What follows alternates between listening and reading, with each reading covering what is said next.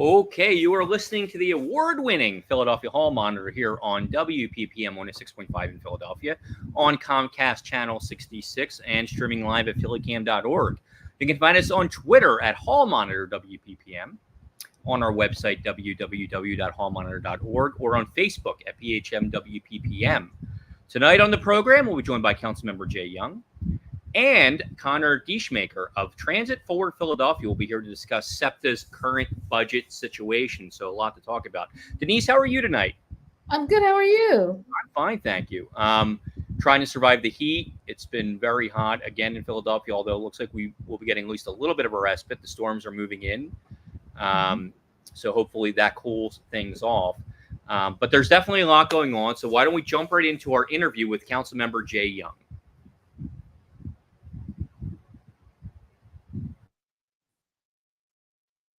All right, Councilmember Young, thank you so much for joining us. Of course, no problem. Thanks for having me. I appreciate the opportunity. So, you've had council experience before your election working as a staffer, but I imagine it's different being the council member yourself. What have the last 7 months been like for you? I feel like I came home working back, being elected, coming back here to City Council, City Hall. A place I've been around this building since I was 17. So it's like, this is what I know. But as a freshman council member, I knew where the bathrooms were, I would say, but it's different when you're in that position to I guess call the shots, essentially, to make those decisions that are going to be critical to all Philadelphians. And so it's been an experience, I'll say, an eye-opening experience where it's always a learning curve of everything.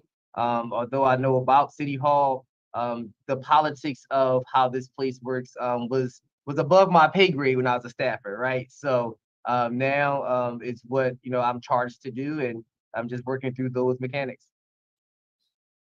So what are some of the high points from the previous council session?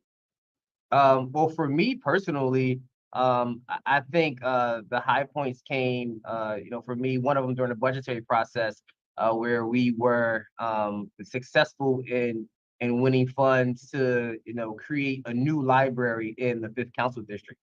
There has been a new library built in at least 30 years in our council district. I think there's a library at 28th and Lehigh that had to be built maybe early 2000s. So, almost 30 years that library was built. And so, we're looking to expand upon that and provide opportunities.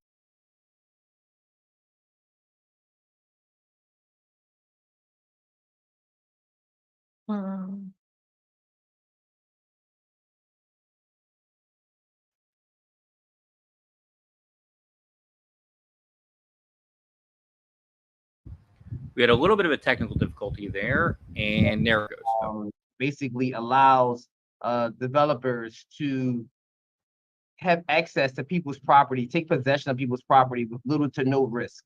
And that's something that we wanted to talk about, to get folks to come to talk about how that law has affected them negatively and positively, and work through some changes so we can talk to our state partners to figure out how to make that law more equitable for everyone. And you cut out there for a brief second before you started to talk about Act 135. Can you just tell us a little bit more about that, how you had started that? Yeah, essentially, we, as an attorney, I've represented folks in Act 135 cases before the court. And essentially, it's, someone, a neighbor, a developer, a property owner saying that your property is blighted and it's causing my property, or some other rationale behind it. But it's a great law, a great tool for blight removal. However, here in the city of Philadelphia, because the way the law is written, it allows for speculative organizations to appear to then try to take possession of someone's property with little to no risk to them at all. So folks are losing their property with, I believe, not having the proper due process, because there's no risk involved for the person trying to take possession of the property. So we wanted to bring attention to that. There was a property in Fishtown on Frankfurt Avenue. As you know, that neighborhood is very, very hot right now, I'll say, when it comes to property values.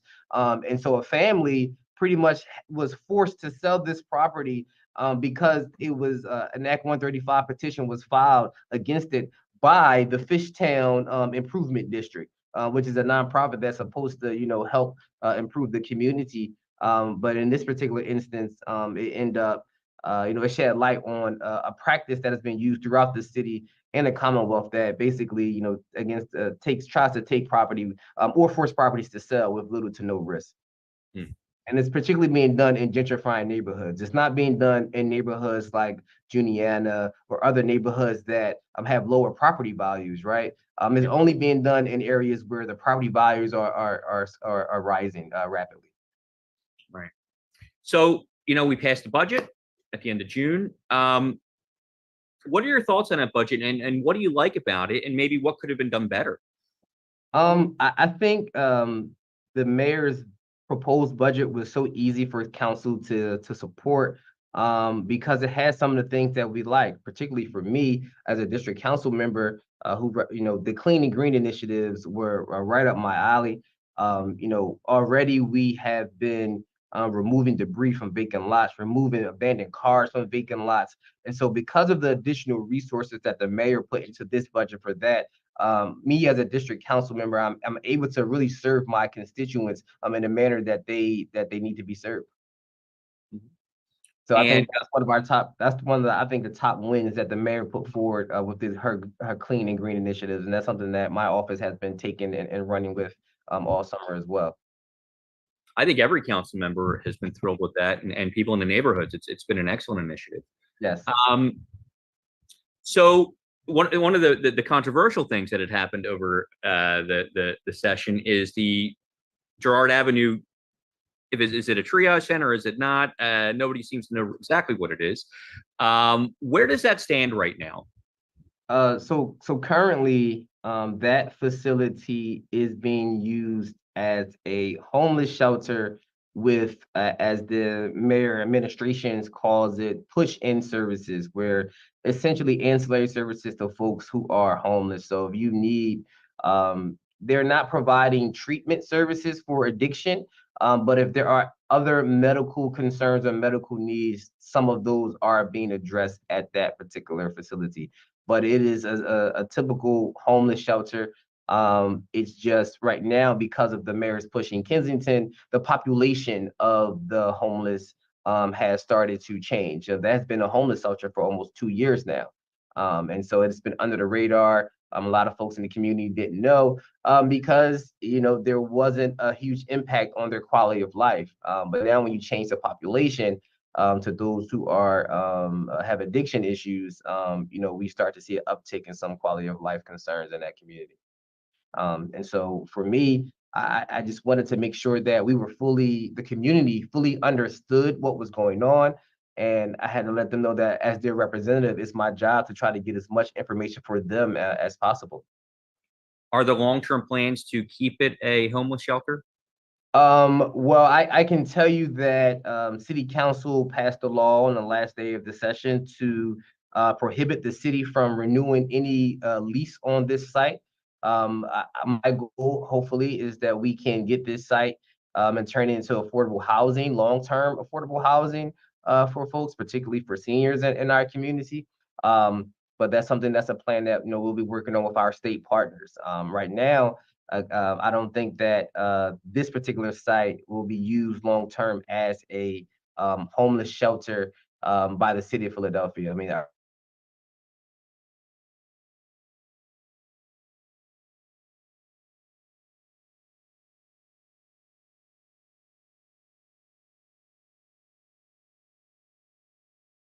Second. all right, I'm back. There we go. Yeah, we did freeze again. So I'm going to bring in Denise Clay Murray here on Philadelphia Hall Monitor. Hi, thank you for taking the time with us, council member. Of course. Is there any major project that you have on tap for yourself and your district over the summer that you're currently working on? We have a few initiatives that we're working on this summer. We again, in line with the mayor's clean and green initiatives, we've been going around in certain corridors and providing new flower pots and plants. We did it on Lehigh Avenue. Next week, we're going up to the Hunting Park area to do a major cleanup. And also providing pots and soil and flowers just to change the look and the feel of the community. We all know that once if the community looks good, they're going to start feeling good, and so we want to be able to provide those opportunities, for different communities. We're also having partnering with community organizations on some of their summer activities. We're partnering with a community organization in North Philadelphia on August 24th. We're having like a community anti-violence day. It's going to be stage activities for children, things like that. We're also partnering with the Spring Garden Civic Association for their first ever community festival that they're having on Fairmount Avenue. That's going to be September 7th. So, I'm just working with communities and supporting what they're doing in their community. Okay. Now, one of the, I guess, kind of the elephant in the room in your district is Temple University. While it's not, like all of the fairly diverse districts you have, it's, I guess, for one of a better way to put it, the most loud, the most, I guess, the one that neighbors in particular just kind of look at and say, okay, what are you doing about this? Temple just hired a new president. I think it's the second president in the last 5 years.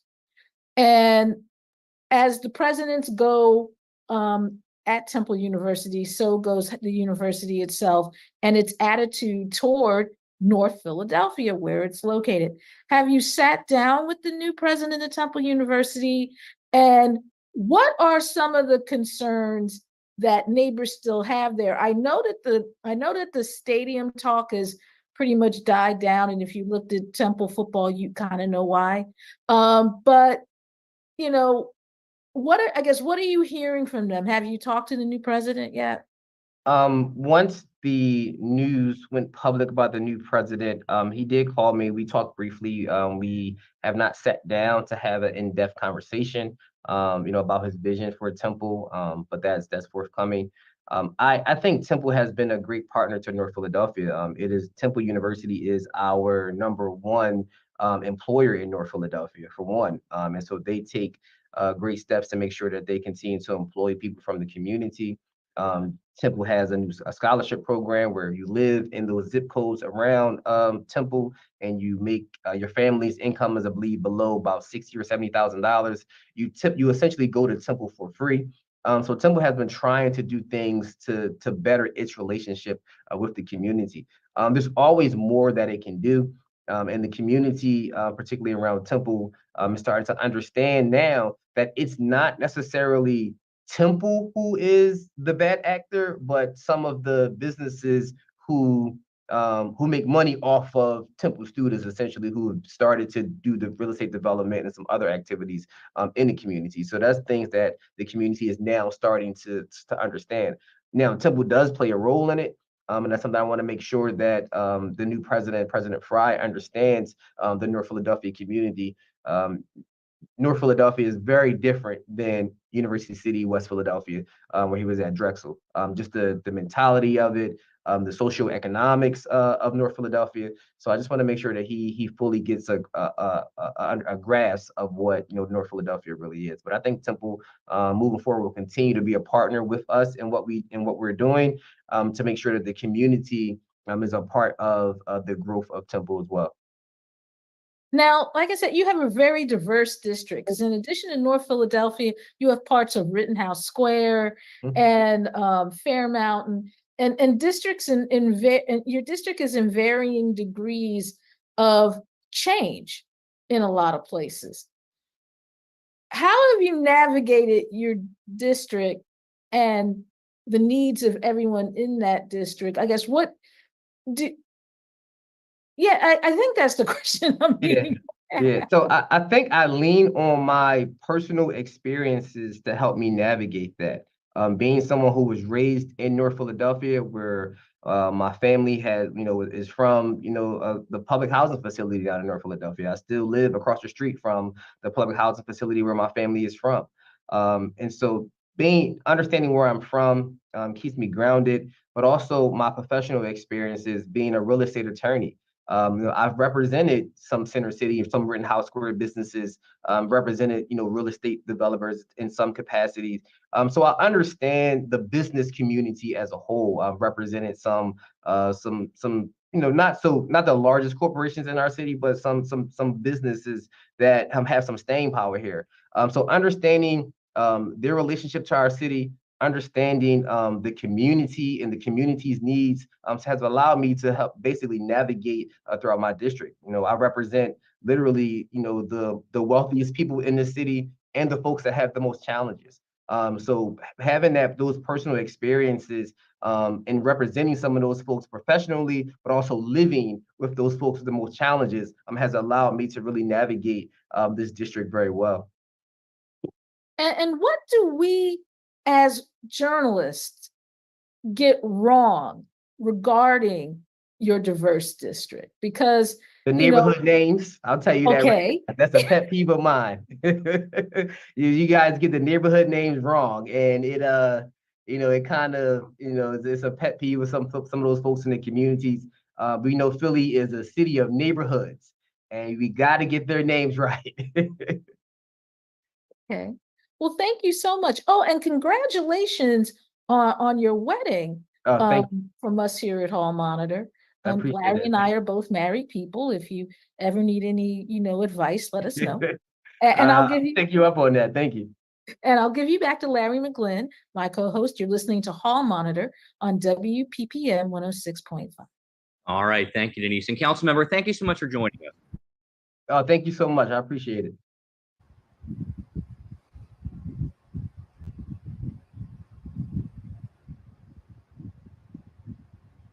All right, we'd like to thank Councilmember Jay Young for joining us on the program. And now we would like to bring on our own Lance Haver to discuss a little bit about what's going on with SEPTA's budget at the state level. Good evening.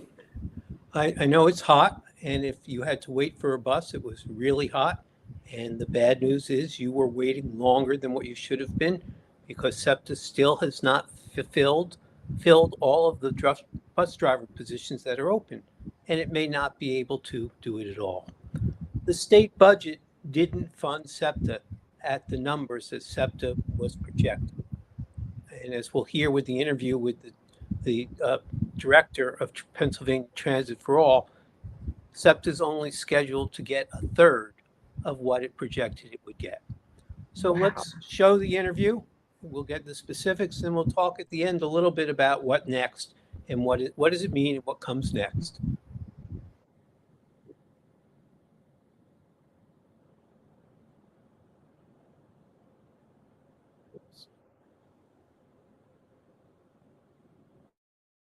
Hi, good evening. And we're fortunate to have with us this evening Connor Deschmaker, the Coalition Manager for Pennsylvania Transit for All. Connor, can you tell us a little bit about the organization? Yeah, so locally here in the Philadelphia area, I run Transit Forward Philadelphia. It's a coalition of about 35 community-based organizations across lines of difference that are united in our advocacy for accessible, reliable, and sustainable public transportation. And then in that role with Transit for All PA, we're a statewide group. The primary sort of leadership there is Pittsburgh's for Public Transit, Clean Air Council, Bicycle Coalition of Greater Philadelphia, Philly Transit Riders Union, Fifth Square, and Transit Forward Philadelphia. And that statewide group has several dozen signatories, including labor unions, community-based groups, and elected officials that have collaborated with us over the last few years. Does the organization have a steering committee that makes decisions, or is it done at some open meeting? Yeah, so our core group that meets most regularly for Transit for All PA includes representatives from those groups that I mentioned, Philly TRU, Transit Forward Philly, Pittsburgh's Public Transit Bicycle Coalition, and Fifth Square. How did you end up here? Is your background in public transit, or were you working in public transit before you accepted the position? Yeah, so my background is in a mix of urban planning, community development, and what people sometimes call creative placemaking. So arts as a way to fuel social change and create a sense of place. And so my background has ranged from working for a local business coalition on a urban planning and transportation and development centric program to membership manager for the American Institute of Architects chapter to this role here. I haven't had a car of my own for 8 years at this point. Transit I see as a really unique cross-cutting issue because it's is something that affects economic opportunity, it affects disability rights, it affects racial justice and social justice, and it's something that frankly is what I think a more straightforward project to work on sometimes than housing and urban development, those kinds of things. Thank you. The rest of the interview is unfortunately going to be about bad news. Yes. And I'm wondering, I think we have circulated our news blasts and told our readers that SEPTA did not receive the funding that it was requested and it had projected. So I'm wondering if you can go over how much they were projecting and how much they actually got and how much the shortfall is.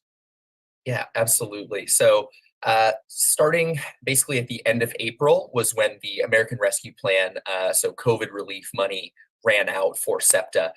And for SEPTA, that money or that expiration came sooner than for transit agencies across the rest of the Commonwealth because it didn't cut service as drastically as transit agencies did across the remainder of the Commonwealth.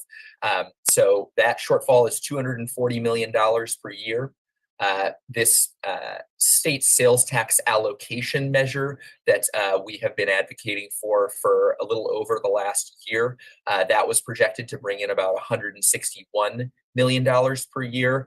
And SEPTA was saying that it could use its reserve fund, the specific name of which is escaping me right this moment, as well as some other cost-cutting measures to avoid fare increases and service cuts. And then the amount of money that actually came in is a one-time allocation as opposed to a year-over-year of about $50 million for SEPTA as part of a one-time allocation of around $80 million for the full Commonwealth. So SEPTA's receiving roughly 1/3 of what it projected it would get. Yes, absolutely. Less than 1/3. The city of Philadelphia increased its local match. Does that mean because the state formula didn't change that the city of Philadelphia is going to not forward the additional funds to SEPTA and create even a bigger shortfall? So admittedly, that's something that I don't know the specific state sort of code for that, especially since the city of Philadelphia already passed its budget. So I would need to look back and confirm whether that affects the sort of automatic transfer. Right. The only way the city can change what it's transferring is through a transfer ordinance. The real danger is that they just don't send the money. That's the danger, not that they're going to use it someplace else, because that would require a vote of city council. But the executive branch could decide, because the state hasn't followed through on what it described as an achievable funding source, that it's not going to match something that's not there. So there's a huge shortfall. SEPTA already passed its budget. In its budget was good news for riders, no service cuts, no fare increases, although there were hidden service cuts, right? They don't have enough bus operators, and they don't project filling those positions until well into the next fiscal year. But now that they're only going to receive 1/3 of what they thought they were going to get, what they were told they were going to get, what they were told was achievable, what do they do now? Yeah, that is going to be a really challenging question, especially because agencies across the United States are struggling with similar, sometimes greater shortfalls in staffing. So when it comes to SEPTA specifically, they have seen success in hiring police officers and those sorts of things. So there isn't a total inability to hire needed staff. But the thing that we keep seeing is that compared to, as an example, rail operators in nearby markets, what SEPTA pays its frontline workers, its conductors, its engineers, those kinds of staff positions, it's not cutting it. And there's also a lot of challenges I know that I hear from operators in terms of the kind of seniority and the kind of scheduling that it takes to make this a living wage, lifelong family raising job like it deserves to be and needs to be.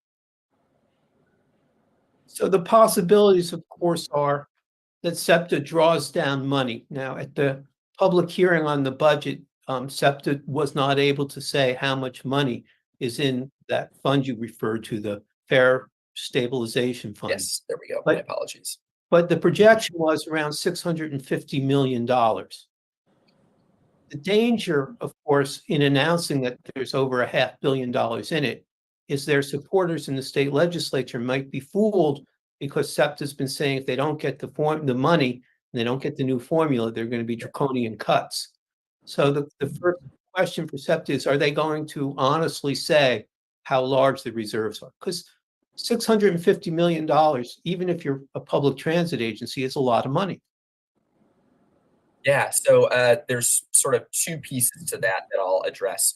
One is that fare stabilization is a lot of times used in a way where there's a need to advance money that has not been received yet from state, federal, or other sources. So it can't be really drawn down to zero because on something like the purchase of new rail cars, there may need to be a very large allocation of money that has not yet been reimbursed from the state or federal government. So that's sort of one piece. Secondarily, when SEPTA was going to be projecting that $161 million, that moving the fiscal cliff several years down the road, I believe it's around 5 was the projection, that would include drawing the Fare Stabilization Fund down to close to zero.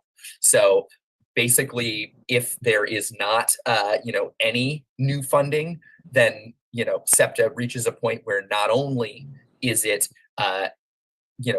out of its, fare stabilization fund, it also is in a sort of deeper hole, than it has been, previously. If it does, continue spending at the same rate, without fare increases or service cuts, and that's something that we're actively, working to avoid and have been working to avoid.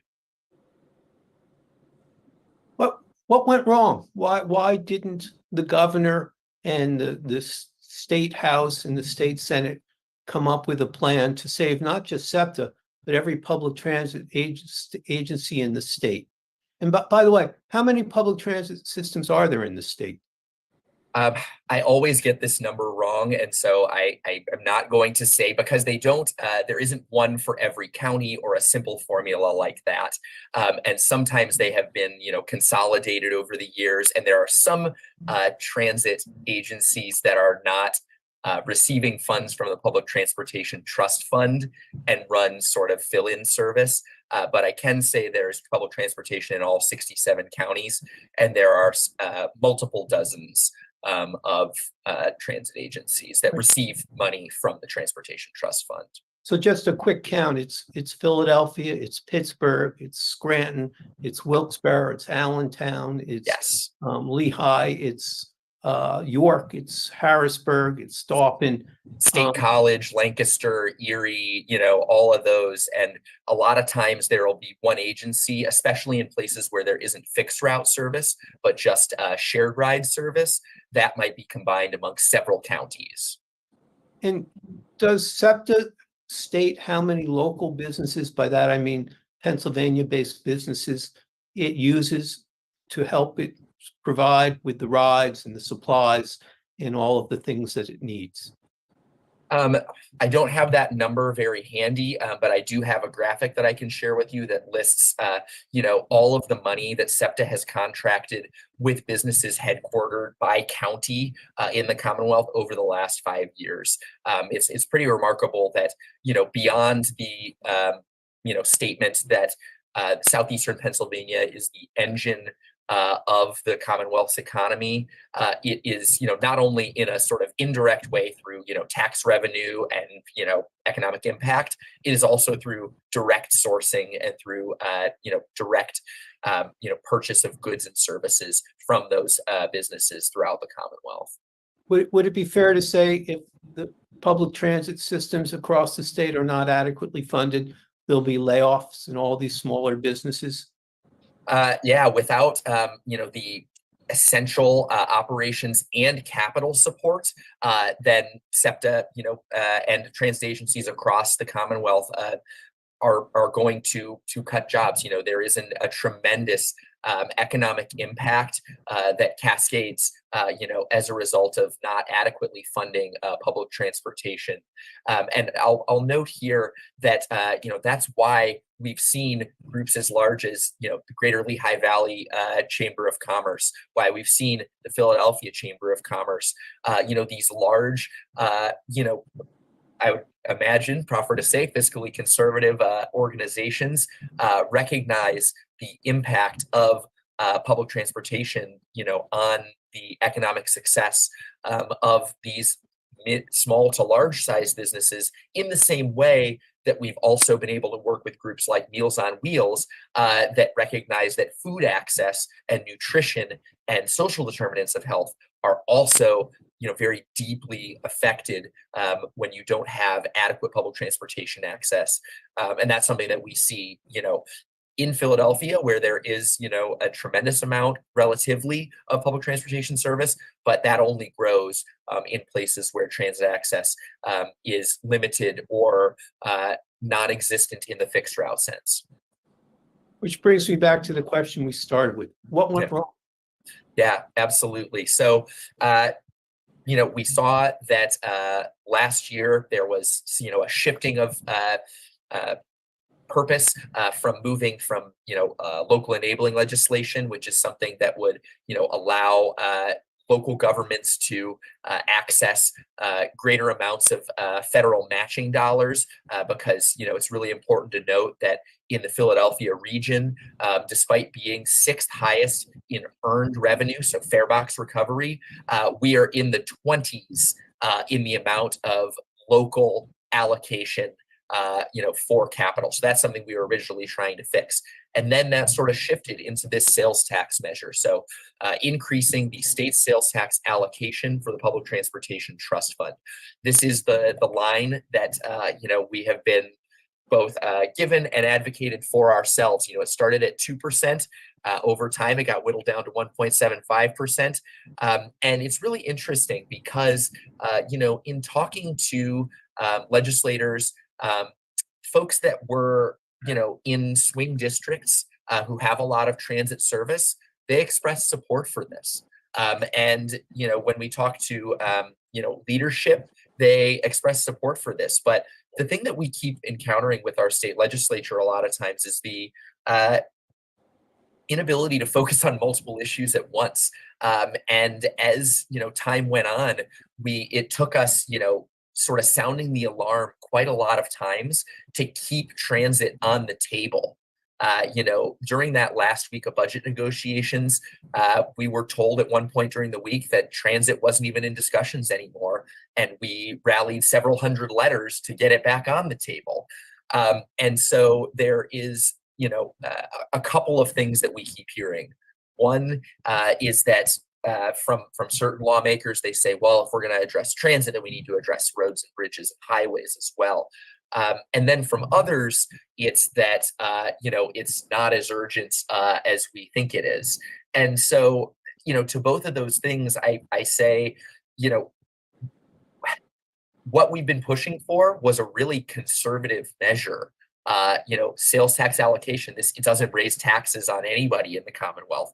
And when we have chronically underfunded transit to such an extensive degree, it seems clear to me that we need to have more visionary asks. We need to be asking for more than the pittance that we've been offered as transit riders and organizers over the last several decades. It's something where we need to start big, because we know that these things get negotiated over time, but we need to start high and not with the bare minimum below what is even the shortfall a lot of times. Thank you, Connor. Do you know how much money is left in the state surplus from the American Recovery Act or the COVID dollars? I don't know what is left in the state's coffers. I know that SEPTA has drawn down all that it received directly from the federal government as a transit agency, as one of the large transit agencies, I should be clear. Right. So we really appreciate you spending your time with us today. How do people get in touch with your organization if they want? Yeah, absolutely. So if you're in the Philadelphia area, the best way to plug in is at transitforwardphilly.org. There you can see the members of our coalition, our blog that sort of keeps you up to date on what we're working on, because state transit funding is certainly not all we're focusing on as a local coalition. We sometimes help people with issues that go as small as a single bus stop. And then, if you're interested in primarily focusing on that statewide organizing, you can hit transitforallpa.org. And both those groups have social media accounts as well. But we're always organizing riders for the things that they deserve. And we want to recognize that this is, again, it's a disability rights issue.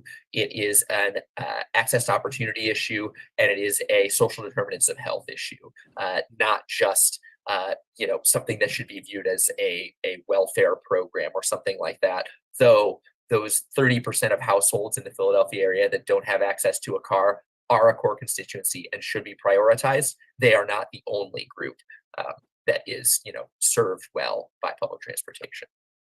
Do you have any other thoughts you would like to share with our viewers? I can say that despite this disappointing outcome, that doesn't change our organizing. That doesn't change our trajectory. That doesn't change our fight. It's essential that folks continue to contact their legislators and say, "Where's the money?" Because we have a state surplus. And when that doesn't go to working people, then there's a serious problem. And so, continue to urge folks to stay in touch with our work at Transit Forward Philly and Transit for All PA, and to continue to talk to your legislators in your district, because that is the voices that they repeatedly say are the most important. Thank you very much for joining us this evening, Connor.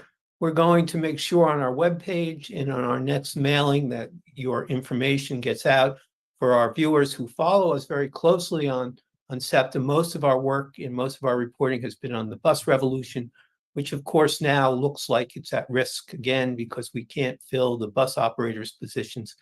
But for this evening, focusing on SEPTA's dire economic situation, whether it's this year or it's next year or in 4 years, at some point, the Fare Stabilization Fund runs out, and we need to have a solution. We need to have a governor who doesn't trade off our needs for adequate funding for public transit with whatever else to get a budget passed. So thank you again, and good night.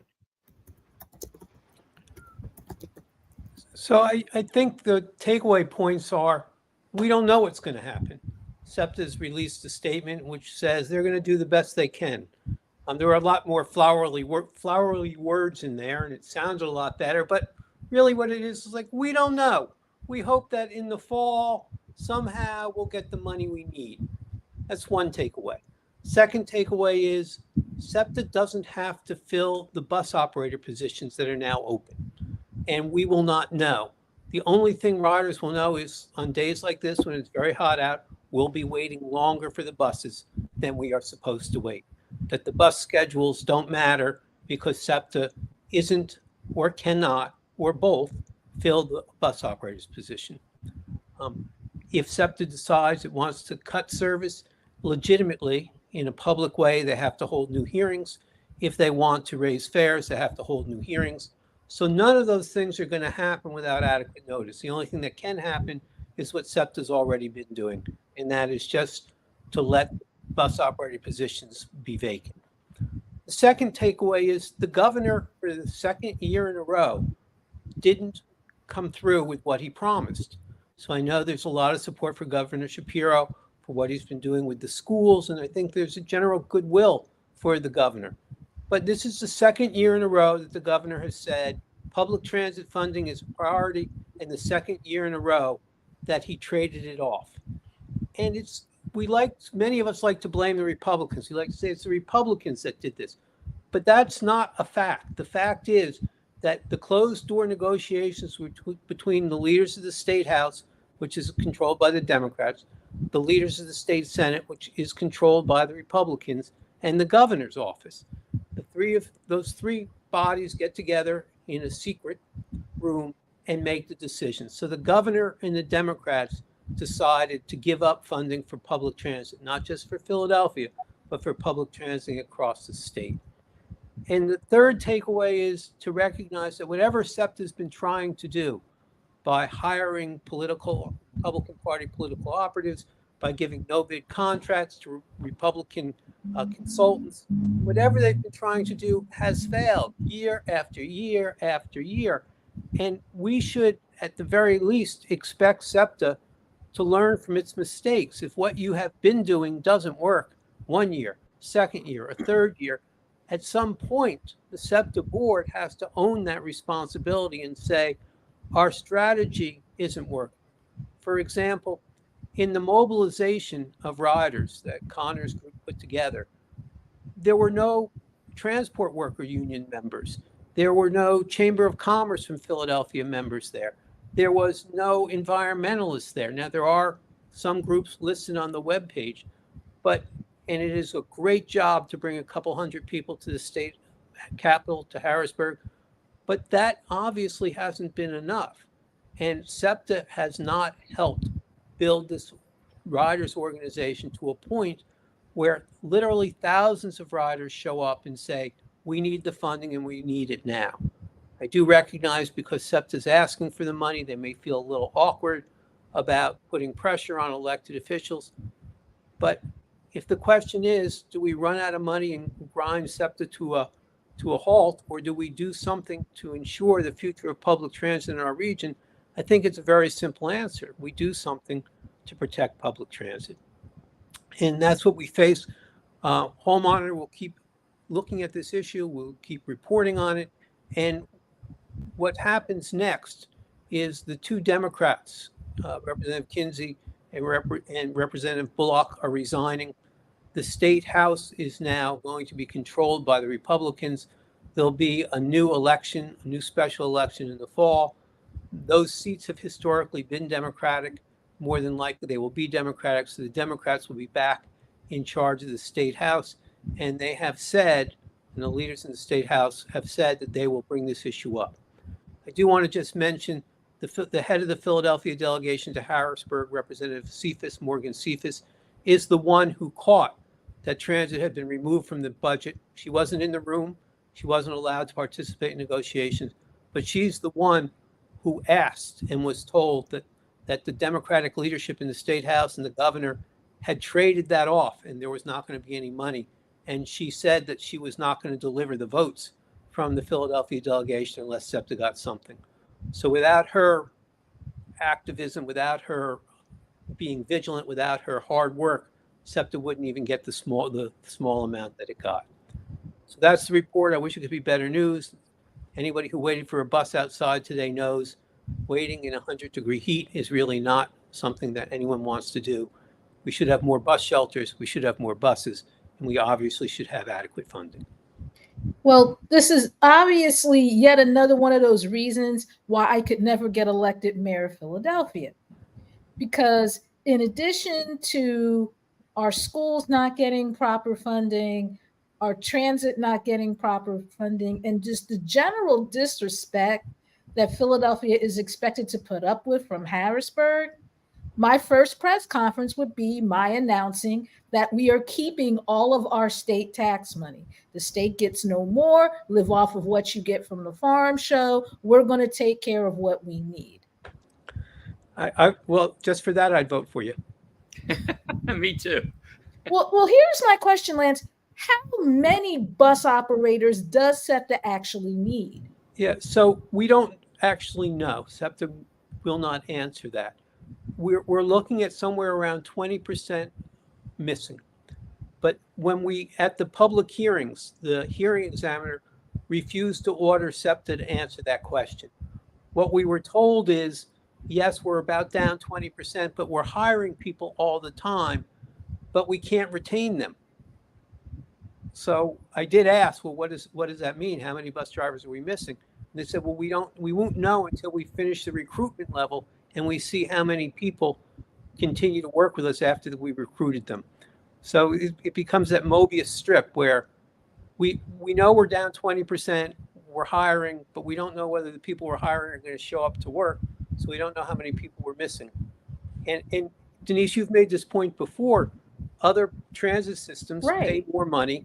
And again, it's very disheartening to know that the SEPTA bus drivers sometimes are shot and sometimes are killed, and they're often subjected to really inhumane working conditions, and they're paid less.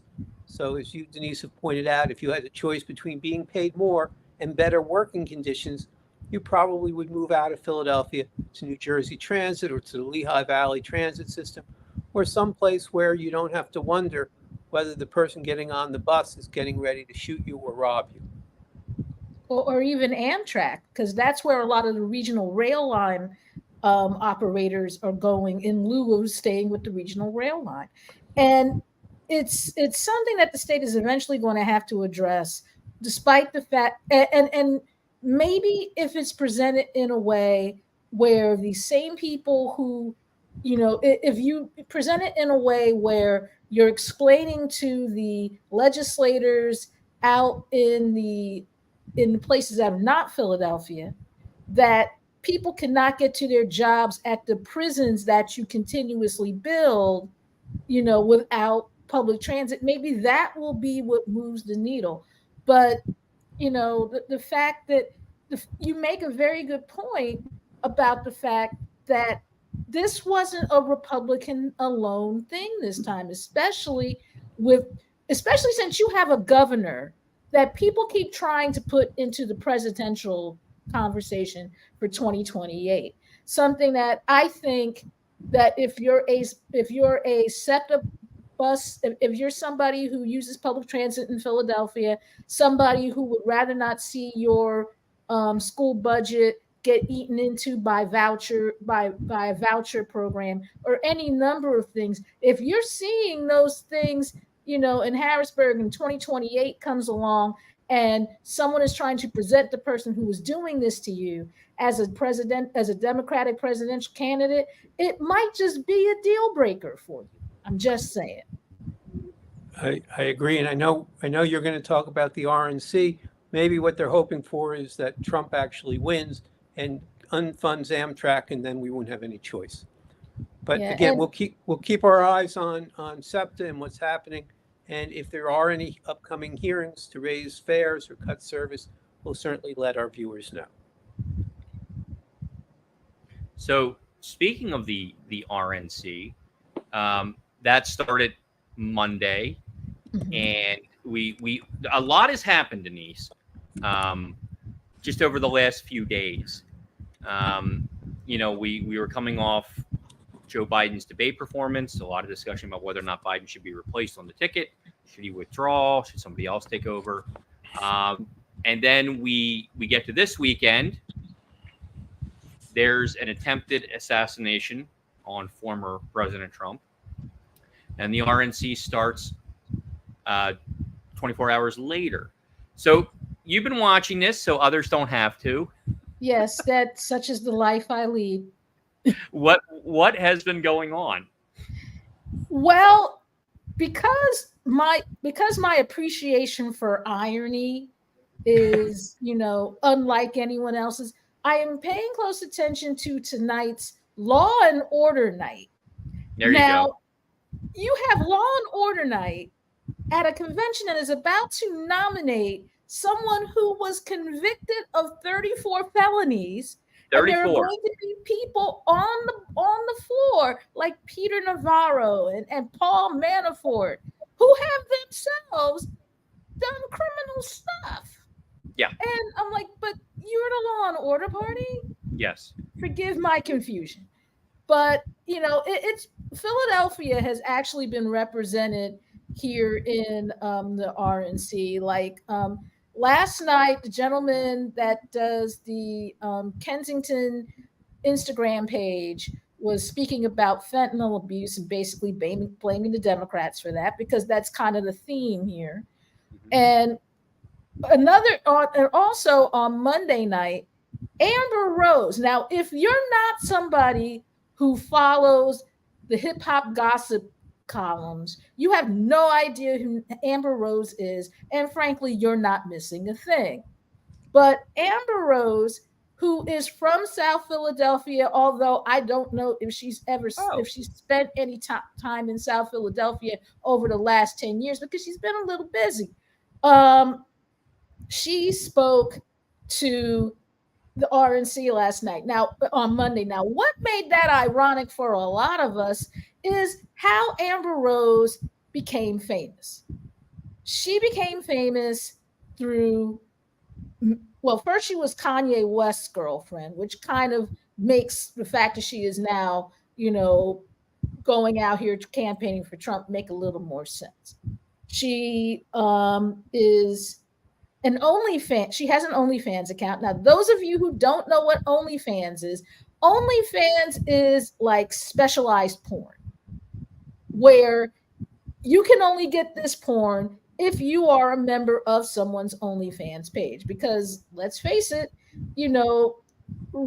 regular garden variety, pick it up at the video store porn is not the only porn that's out there. Now you can, get porn directly sold to you, from your computer. And she's better. And she also, and I don't know if this is still the case, she was doing something called a slut walk. Now, this was something that came out of Canada. Canadian feminists were doing this slut walk to protest the sexual abuse of women. And she was doing something similar here in the United States. I don't know if she is still going to do that, considering the fact that the person that she just endorsed, one of the reasons why he, has 34 felony counts is related to how he treated a porn star, how he tried to get a porn star to not talk about their, tete-a-tete during the presidential race in 2016, and also has been, not necessarily convicted, because you can't necessarily get convicted of anything in a civil trial, but has been found liable for raping a woman and has a $83 million judgment against him for libel and slandering her. So, I'm like, okay, you're a feminist, but you're supporting this guy. It's not, it kind of makes me scratch my head a little bit, but that's kind of how he got elected in 2016 in the first place, because you had women who didn't read the fine print. Yeah, But, and not to mention January 6th, and yes. Any number of things that we could bring up here. Another reason why the fact that tonight is Law and Order night is even more unintentionally hilarious than, most people want to think. Although, here's the thing.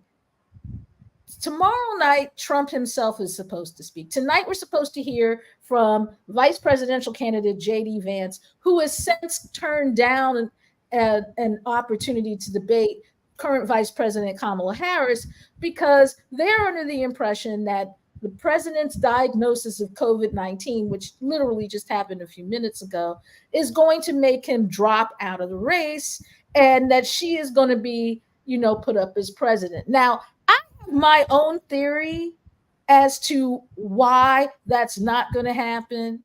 And if it does happen, what the purpose of it actually is, which is to make sure that she's so damaged that she can't run in 2028, because there is a certain segment of the population for whom the prospect of a Howard University graduate and, being the president of the United States, especially as a woman, just keeps them up at night and freaks them out. But we're not going to talk about that because we only have 5 minutes and that would take more time. But, he speaks tonight. JD Vance speaks tonight. He's a senator from Ohio. He wrote the book Hillbilly Elegy about his time in the Appalachians and growing up with family from the Appalachians. And if you talk to anyone from the Appalachians about that book, they say stuff we can't repeat on Hall Monitor. Yeah. I'll just say that. But he's supposed to speak tonight as part of Law and Order Night. And the former President Trump is supposed to close out the conference, as the nominee always does. And he says that after being shot at on Saturday, that he was going to scrap the speech that he was originally going to give and go for something more unifying. Now, if you have, like I have, sat through the Republican National Convention and seen the chants of fight, fight, fight, and all of the other things that would indicate something other than unity, the fact that he says he's going to give a unifying speech on Thursday just kind of makes you, wonder what their definition of unity is, because I'm pretty sure it's not the actual definition. But it's going to be interesting. And I think that it's something that Pennsylvanians in general and Philadelphians in particular really need to pay attention to. Because if you have not read Project 2025 and seen what's in store for us if Trump becomes president, particularly because we have the distinction of living in a city that is democratically controlled and has had some issues with violence. If you have not read Project 2025, particularly in those areas, I suggest you do, because I'd be willing to bet that a lot of that is going to come up in Trump's acceptance speech tomorrow night, and also in JD Vance's speech tonight. Yeah, I've been watching some of this too, and anytime you give Marjorie Taylor Greene a preferred spot, I don't know what the hell you're doing as a political party. I can't understand it. You're not trying. You're not serious. Is what it comes down to. Unfortunately, that is their kind of seriousness. Because you're right. There was once a time, even at the Republican National Convention, that the Matt Gaetzes and the Marjorie Taylor Greenes of the world wouldn't be in front of a microphone under any circumstances. But now they're getting prime speaking spots. And who I really felt bad for were the supporters of Nikki Haley, the former governor of South Carolina, who was running for president. She had told some of her supporters when they were going to vote for her that she would not throw her support behind Trump. Last night, she threw her support behind Trump, which really shouldn't shock anybody, because, the last time that somebody didn't do that was Ted Cruz at the 2016 convention, where he told people to vote their conscience, and he needed Secret Service to escort him from the building.